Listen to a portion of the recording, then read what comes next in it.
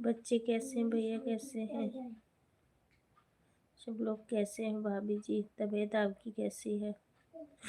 बस अभी मैं जुकाम बुखार खांसी यही, बहुत ज़्यादा आज पूरा दिन उठी नहीं हुआ। इस टाइम जाके थोड़ा सा दवाई लेके आई हूँ, थोड़ा सा ठीक है। अभी भी बहुत ज़्यादा इस करके